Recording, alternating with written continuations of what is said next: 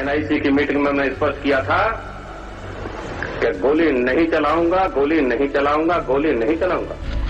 21 दिसंबर 1992 लोकसभा में नरसिम्हा राव सरकार के विरुद्ध अविश्वास पर चर्चा के दौरान अटल जी ने कहा था, आप प्रतिबंध लगाएंगे तो हम लोगों के पास जाएंगे और आज जितनी संख्या है उससे हम ज्यादा चुन कर आएंगे, आप याद रखिए।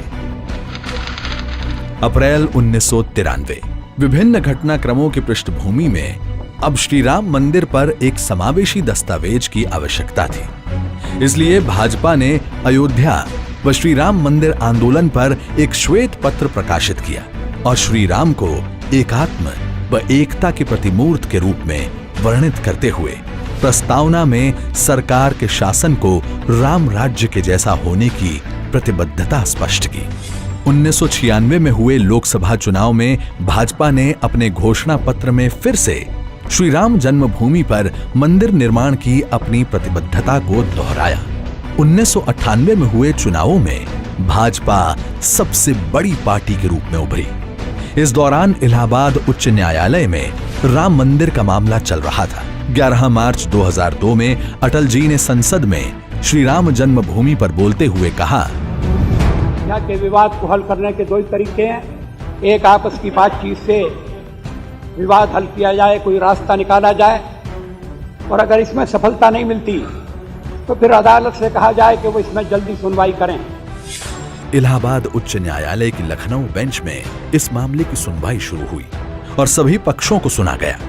न्यायालय के आदेश पर 2003 में विवादित ढांचे के पास दोबारा पुरातत्व जांच हुई। इसमें मिले अवशेषों से यह स्पष्ट हुआ कि विवादित ढांचे के निर्माण से बहुत पहले वहां हिंदू संस्कृति का मंदिर मौजूद था।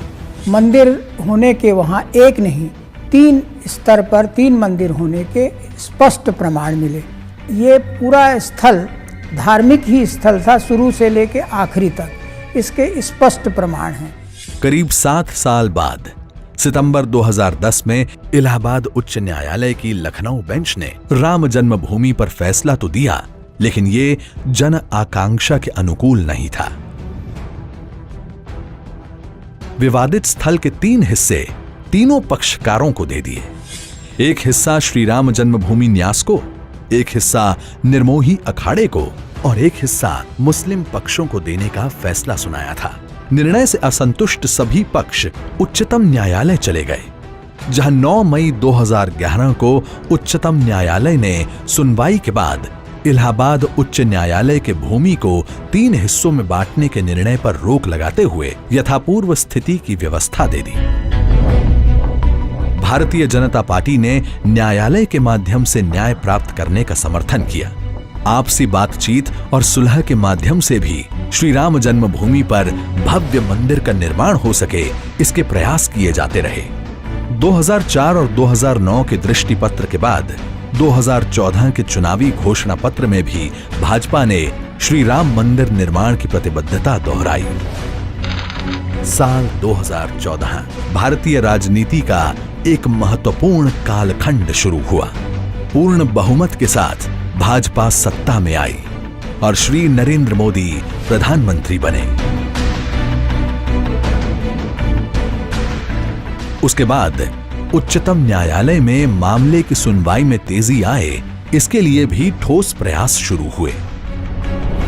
15 साल बाद उत्तर प्रदेश में भाजपा सरकार बनने के बाद अगस्त 2017 में सरकार के आग्रह पर उच्चतम न्यायालय ने मामले पर ध्यान देना शुरू किया।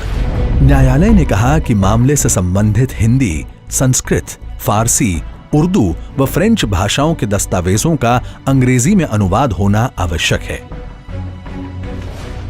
उत्तर प्रदेश सरकार ने मात्र 4 महीने में लगभग 14,000 पृष्ठों का अंग्रेजी में अनुवाद करके दे दिया। इसके बाद उच्चतम न्यायालय ने फैसला किया कि 3 न्यायाधीशों की पीठ 29 अक्टूबर 2018 से अयोध्या मामले में दैनिक आधार पर सुनवाई शुरू करेगी। न्यायालय ने यह भी कहा कि मस्जिद इस्लाम का अभिन्न हिस्सा नहीं है। इस बीच भाजपा श्री राम जन्मभूमि विवाद के जल्द समाधान की अपनी प्रतिबद्धता जाहिर करती रही। भारतीय जनता पार्टी चाहती है कि उसी स्थान पर जल्द से जल्द भव्य राम मंदिर का निर्माण हो, उसमें कोई दुविधा नहीं। 29 जनवरी 2019 को केंद्र सरकार ने उच्चतम न्यायालय का रुख करते हुए विवादित स्थल के आसपास की 67 एकड़ अधिग्रहित जमीन को मूल मालिकों को लौटाने की अनुमति मांगी। मामले में मध्यस्थता के लिए 8 मार्च 2019 को उच्चतम न्यायालय ने पूर्व न्यायाधीश FMI कलीफुल्ला की अध्यक्षता में एक मध्यस्थता पैनल बनाया।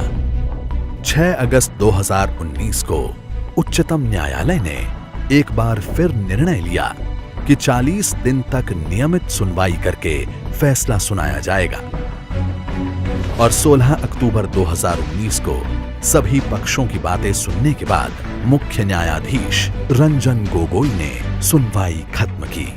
सुप्रीम कोर्ट के फैसले का आधार कुछ ऐसे बिंदु बने जिनसे हिंदू पक्ष की मान्यता को और मजबूती मिली।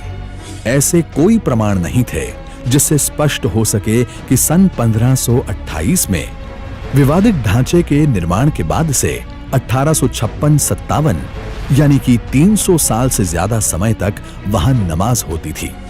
इस तथ्य को वक्फ बोर्ड के वकील ने भी स्वीकार किया था। हिंदू पक्ष के पास विवादित ढांचे के बाहरी हिस्से का अधिकार था, जिसमें राम चबूतरा और सीता रसोई थी। वहां से जो पूजन होता था उसकी दिशा गर्भगृह की दिशा में रहती थी।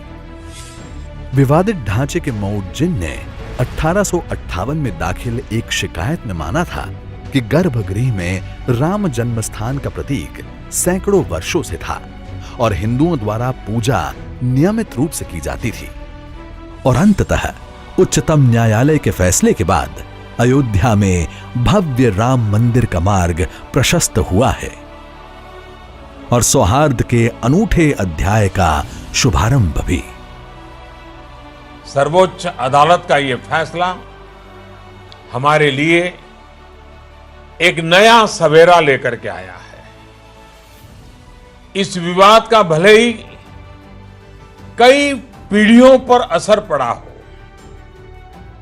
लेकिन इस फैसले के बाद हमें यह संकल्प करना होगा कि अब नई पीढ़ी नए सिरे से न्यू इंडिया के निर्माण में जुटेगी। आइए एक नई शुरुआत करते हैं। भारतीय जनता पार्टी लोकतांत्रिक मूल्यों के प्रति सच्ची श्रद्धा रखती है। शांति, सौहार्द और आपसी समन्वय के साथ श्री राम जन्मभूमि का समाधान हो, ऐसा हमारा विश्वास रहा है। हम भी चाहते थे कि फैसला अदालत करे, संवैधानिक रूप से इस विवाद का रास्ता निकले। और देखिए श्री राम की सुप्रीम कोर्ट ने निर्णय कर दिया और सुप्रीम कोर्ट के निर्णय से भव्य राम मंदिर बनने का रास्ता खुल गया। आपने फिर से मोदी जी की सरकार बनाई, समयबद्ध तरीके से सुप्रीम कोर्ट ने राम जन्मभूमि का फैसला कर दिया। अब भव्य राम मंदिर वहां बनेगा, इस बात को हमको समझना चाहिए। उच्चतम न्यायालय का फैसला राष्ट्रीयता के प्रतीकों के प्रति सम्मान और हमारी संस्कृति के संरक्षण एवं संवर्धन का बोध कराता है।